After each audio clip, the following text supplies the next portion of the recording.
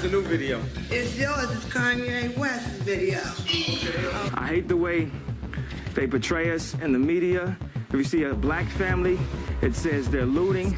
In the wake of Ye's recent anti-Semitic comments, NBC News confirms that the talent agency CAA is no longer representing the rapper.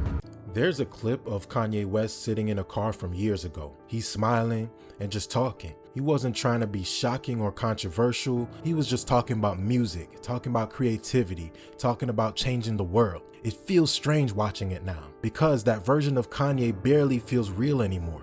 Today, most people think of Kanye very differently. A man who wore a MAGA hat inside the White House. A man who praised this guy and destroyed billion-dollar partnerships almost overnight. I'm not kidding when I think of Kanye now, the first thing that pops in my head is the interviews of him wearing black masks and saying things so extreme that even longtime fans stopped defending him. The time when he stepped on the stage and told 19-year-old Taylor Swift that Beyonce should have won. I'm really happy for you. I'm gonna let you finish. But Beyonce had one of the best videos of all time. One of the best videos of all time. And every time he did something or said something outlandish, people would ask the same question. What happened to the old Kanye? But the more I look into Kanye's history, the more I started thinking that question might actually be wrong. Because if you go back before the breakdowns, before the anti-Semitic comments, before the death of his mother, you start noticing something uncomfortable. Kanye was already doing controversial things, and a lot of them, and not small things either. We're talking about public outbursts, conspiracy theories, award show meltdowns, and televised moments that shocked millions of people. So maybe the story isn't Kanye suddenly changed. Maybe the real story is that people stopped reacting to him the same way. Because the truth is, there was never an old Kanye. There was always just Kanye. Let's talk about it. One of the biggest misconceptions about early Kanye is that he used to be humble, but he really wasn't. Even at the beginning of his career, Kanye genuinely believed he was a genius. The difference is that back then, people found it inspiring compared to now where it's just exhausting. When Kanye first entered the music industry, he already had a massive ego, but unlike a lot of artists, he also had the talent to back it up. I learned how to make hot beats. I'm focusing on rhyming now. I'm gonna be the fucking best. And I'm gonna be charting with these niggas. I'm gonna come out #1. He was producing hit records for Jay-Z and helped shape the sound of early 2000s hip-hop.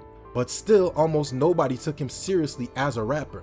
Record executives saw him as just a producer, and Kanye hated that. One thing you notice throughout Kanye's entire career is that he always felt underestimated. Every room he entered felt like a room full of doubters, and that frustration became fuel for him. Then in 2002, Kanye nearly died in a car accident that shattered his jaw. Most people would have disappeared from the spotlight for months, but not Ye. He turned it into mythology. While his jaw was literally wired shut, he recorded Through the Wire. That was Kanye's debut solo single. It served as the lead single for his first full-length studio album, The College Dropout, released in February 2004. That moment became the foundation of the Kanye story right there. The underdog, the survivor, the creative genius nobody believed in. It was inspiring.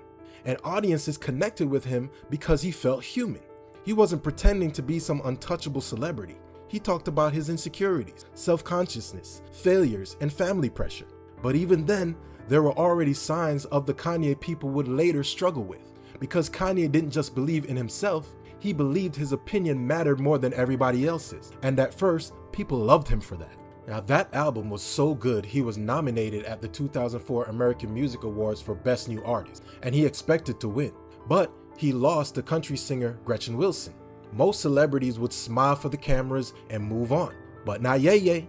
He walked out and later told reporters he felt he was definitely robbed. Now on the surface, that doesn't sound that crazy compared to modern Kanye. But back then, moments like this mattered because celebrities were expected to stay polished and media trained. You weren't supposed to publicly complain when you lost, especially not at a major award show. But Kanye always treated his emotions like they needed to be expressed immediately. If he felt disrespected, everybody was going to hear about it. And that quality is a huge part of why fans loved him in the first place. Kanye felt real. He was unfiltered. He was the guy that said what everybody else was afraid to say. The problem is that being unfiltered can eventually turn into something else entirely. Then came the moment, I think, that changed Kanye forever. In 2005, Hurricane Katrina devastated New Orleans. Thousands of mostly black residents were stranded while Americans watched the disaster unfold live on TV. People were already furious at how slow and disorganized the government response seemed. And during a live benefit telethon, Kanye completely abandoned the script. He was standing next to actor Mike Myers, aka Austin Powers, when he suddenly looked into the camera and said, "George Bush doesn't care about black people." We already realize a lot of the people that could help are at war right now, fighting another way, and they've given them permission to go down and shoot us. George Bush doesn't care about black people. The room froze because this wasn't social media or a clip from a podcast. This was live national television. And accusing the president of the United States of racial indifference during a national tragedy was explosive. To many black viewers, Kanye sounded fearless, like someone saying out loud what millions of frustrated people were already thinking. But to other Americans, the comment felt reckless and divisive. Critics accused Kanye of turning a humanitarian disaster into a racial and political attack. Former President George W. Bush would later say the comment was one of the most painful moments of his presidency. But what's fascinating is that this controversy actually made Kanye bigger, because at this point in his career, people still saw his outbursts as courageous instead of unstable. The distinction becomes really important later. I need y'all to lock in because Kanye was always like this, and it's our perception that actually changed. Later that same year, Kanye appeared at the Live 8 benefit concert. The event focused on poverty awareness and humanitarian issues. But once again, Ye went off script. During the concert, he claimed AIDS was a man-made disease created to destroy black organizations like the Black Panthers. Some diseases we can't cure, that man made a long time ago in place in the African communities. And this time, it crossed the line into a completely different territory. It wasn't just controversial, it was a dangerous statement, because by 2005, AIDS had already killed millions of people around the world. Public health experts had spent decades fighting misinformation and conspiracy theories surrounding the disease. So hearing one of the biggest celebrities in the world suggest AIDS had been created intentionally immediately caused backlash. Critics accused Kanye of spreading paranoia and misinformation during a global health crisis. But at the same time, the comment reveals something deeper about Kanye that would define him for the next 20 years. He didn't trust institutions like the government or media, corporations, or authority. Kanye has always had a mindset where he believed there's a hidden truth that other people are afraid to say out loud. And sometimes that instinct made him look fearless, but other times it made him sound detached from reality. And the line between those two things would only become blurrier over time. And by 2006, Kanye's confidence had evolved into something much bigger. At the MTV Europe Music Awards, Kanye lost the award for Best Video. And in true Ye fashion, he interrupted the event and argued that he deserved to win because his video cost $1 million and featured Pamela Anderson. This video cost $1 million, fam. I had Pam Anderson. I'm jumping across canyons and... Now you're gonna have to share. Oh, hell. Oh. Hey, if I don't win, the award show loses. It sounds ridiculous now, but moments like this slowly built Kanye's public image as someone incapable of accepting criticism or rejection. And then came the Rolling Stone cover. Kanye appeared dressed as Jesus Christ wearing a crown of thorns. That's so crazy to me. Today's celebrity controversy is everywhere, but in 2006, this caused genuine outrage. To many Christians, the image felt blasphemous.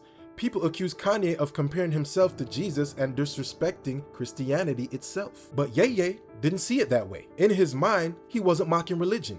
Ye saw himself as a cultural pioneer. That's one of the most important things to understand about Kanye West. A lot of his controversies weren't designed as jokes or publicity stunts. He actually believed in what he was saying.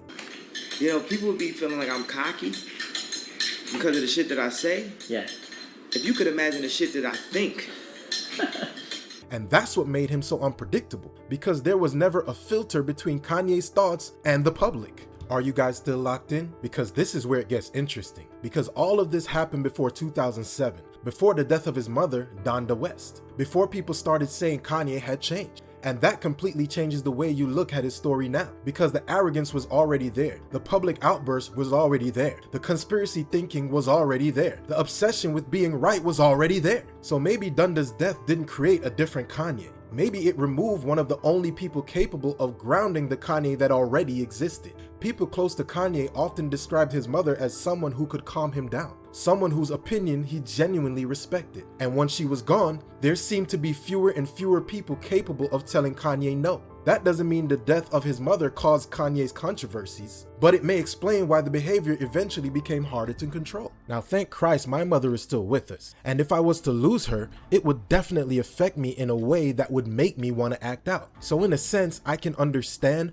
why people think the death of Ye's mother was the catalyst for him acting out. But what I've seen from his earlier behavior before his mother died, Kanye was always just Kanye, and the only difference is that we look at him differently now because his behavior only escalated over the past 20 years. And that's the strangest part of Kanye's entire story. A lot of the same qualities people later criticize him for are the exact same qualities people originally admired. His refusal to stay quiet, his willingness to challenge authority, his belief that he was different, his inability to filter himself. Early Kanye was praised for being fearless. Later Kanye was criticized for being unstable. But in many ways, the behavior was incredibly similar. The difference was the context. In the early 2000s, Kanye's outspokenness felt rebellious. By the 2020s, it felt exhausting. And once the controversies became more extreme, the public stopped looking at Kanye as a bold truth teller and started viewing him as someone spiraling in real time. So when people ask, what happened to the old Kanye? Maybe the answer is simpler than what we think. Maybe there was never an old Kanye. Maybe there was always just Kanye. And maybe that's why Kanye's story still fascinates people today, because depending on when you discovered him, Kanye West either looks like one of the most fearless artists of his generation or a man who was always headed towards self-destruction. Now, if you guys stayed till the end, I honestly really do appreciate it. And if you want to support the channel, hit that like, hit that subscribe, and I'll catch you in the next video. Peace.